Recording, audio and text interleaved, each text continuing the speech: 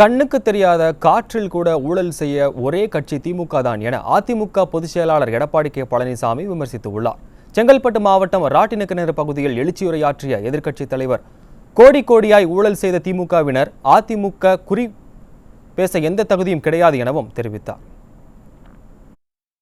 இப்போ அந்த கொடி பறக்குதுல்ல, பறக்குதுங்களா? கொடி கொடி ஆட்டுறாங்க, சில கொடி காத்துல பறக்குது, பறக்குதா இல்லைங்களா? இந்த கொடி எதனால பறக்குது?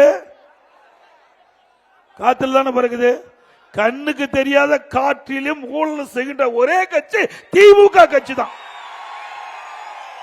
2G ஸ்பெக்ட்ரம் 1,74,000 கோடி கொள்ளை எடுத்த கட்சி இன்றைக்கு அண்ணா திமுக பத்தி பேசுவதற்கு எந்த தகுதியும் கிடையாது.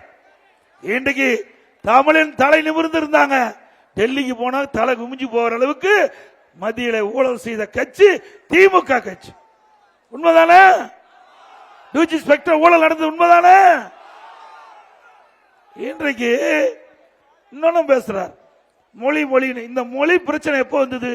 மத்தியில காங்கிரஸ் ஆட்சி இருக்கும் போதே வந்துட்டது. அவளோட தானே போய் கூட்டணி அமைச்சிருக்கிறீங்க. அதுக்கு மேல இன்னொன்னு சொல்றார் ஸ்டாலின், காங்கிரஸோட நாங்கள் இணக்கமாக இருக்கிறோம், வலிமையாக இருக்கின்றோம், எங்களுடைய கூட்டணி அபரிதமான வெற்றி பெறலாம் சொல்றாரு.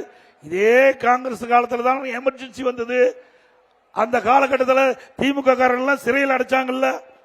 அது மட்டும் இல்ல, எப்பொழுது பார்த்தாலும் ஸ்டாலின் பேசுகிறார், நான் மிஸ்ஸாவிலே சிறை சென்றேன் என்று. அவருடைய அப்பா திரு கருணாநிதி அவருடைய நூற்றாண்டு விழா வந்தது. அந்த நூற்றாண்டு விழாவில் ஒரு கண்காட்சி ஏற்பாடு பண்ணியிருந்தாங்க. அந்த கண்காட்சியில திரு ஸ்டாலின் அவர்கள் மிஸ்ஸால சிறையில் இருக்கிற மாதிரி. நீ அப்படிப்பட்ட கட்சியோட தானே போய் கூட்டணி வச்சிருக்கிற. எங்களை பற்றி பேசுறதுக்கு என்ன தகுதி இருக்குது?